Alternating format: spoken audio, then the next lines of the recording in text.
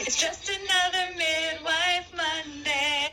Happy Midwife Monday, everyone. We got so many great questions this week, so I'm just going to jump into them without further ado and try to be succinct and informative.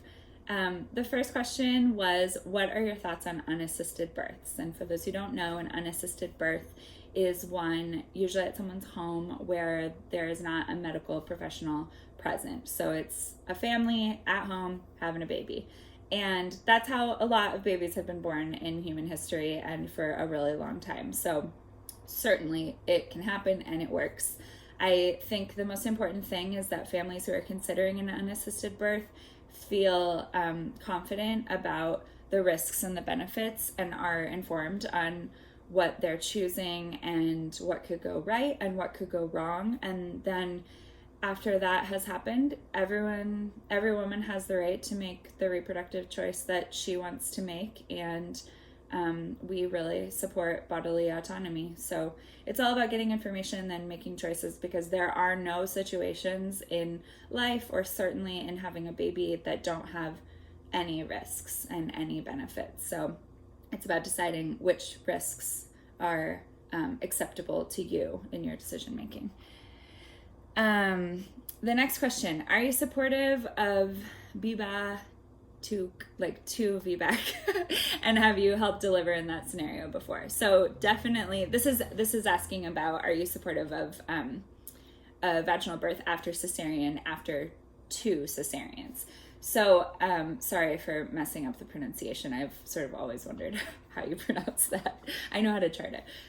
So yeah, basically we are really supportive of vaginal birth after 2 cesareans. There's a huge list of thresholds and prerequisites that any care provider will look at when deciding how comfortable they feel in, in supporting someone to have a vaginal birth. And a lot of it has to do with how long since the cesarean, what was the reason for the cesarean, what kind of incision was it, how was the healing, what were the complications, and also things like how motivated is the person, and is the person feeling really like this is really important to them, and all of those things go into our decision making as midwives.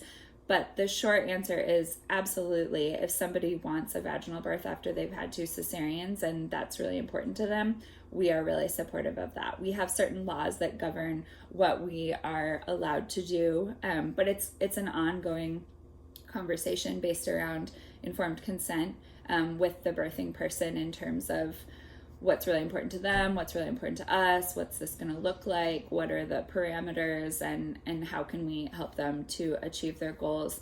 In our practice, we definitely do VBAC. We have not yet had somebody who had 2 cesareans, but we're totally open to having that conversation, and we would love to hear from you if you're thinking about that. Next question, what are your thoughts on postpartum vaginal steaming? Great question. We're really pro vaginal steaming in the postpartum and during lots of periods of life for the people who have vulvas.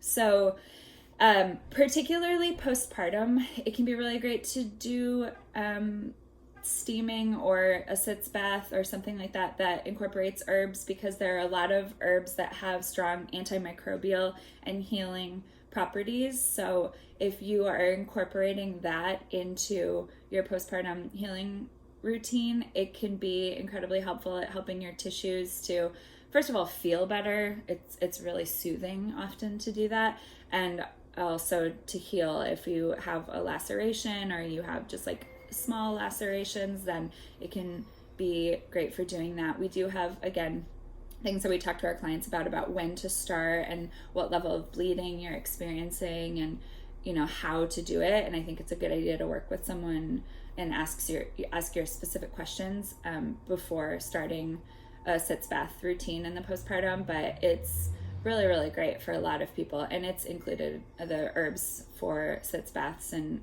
vaginal steaming are included in our birth kit for Hearth and Home, because we really encourage our clients to do it. Next question, what do you say to families or dads that aren't sure about home birth?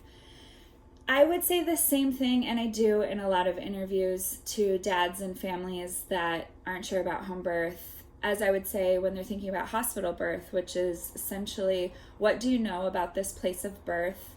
What attracts you to it? What makes you feel uncomfortable about it? What are your misconceptions? What are your primary concerns? So for a lot of partners, the concern is safety. People aren't familiar with home birth and aren't familiar with midwives and what we are trained in and what we carry with us, and they really don't know. They're just like, home birth, that seems so radical.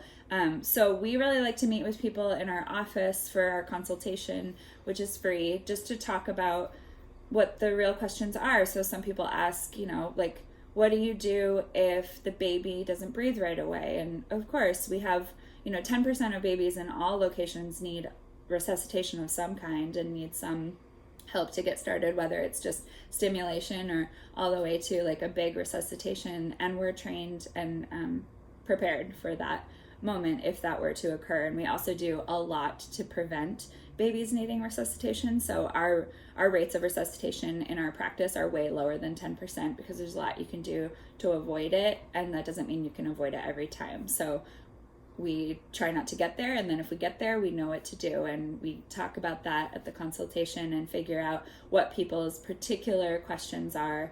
And I encourage people to do the same thing with their provider. If they're planning a hospital birth, talk about what does it look like if this happens, because there might be surprising answers in the place of birth that you're planning that you realize you have more questions about that. So across the board, wherever you're thinking of having your baby, I think it's really important to get into what are your concerns and fears, and what do you need to know to feel confident going into the day of your birth. Next question, can you have a home birth with gestational diabetes? This question I could talk about forever, but I'll just try to keep it really brief. So, yes is the short answer. You can have a home birth with gestational diabetes. In our practice, we offer a screen for gestational diabetes, and then if people screen positive, we offer a diagnostic test. And if you receive the diagnosis of gestational diabetes, then we're working really closely with you on nutrition, lifestyle, supplements, even things like, is your blood sugar stressing, or is your blood sugar spiking because you're stressed? Is your blood sugar spiking because you're not getting enough sleep? How can we support your sleep? How can we support your overall lifestyle? So gestational diabetes often can be managed by looking at some of those more holistic things.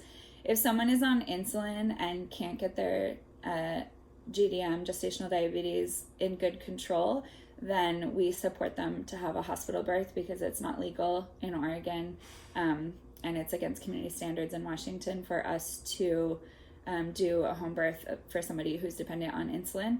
But we've actually never had that happen in our practice. We've always been able to help people get their gestational diabetes in good control, which is a threshold before it's time for them to have their baby, and then just keep it in good control as third trimester progresses. So technically that person has gestational diabetes, they've gotten the diagnosis, but they're in good control. And then we have a few protocols that we follow around making sure that blood sugars are stable in labor and postpartum for mom and then for baby as well.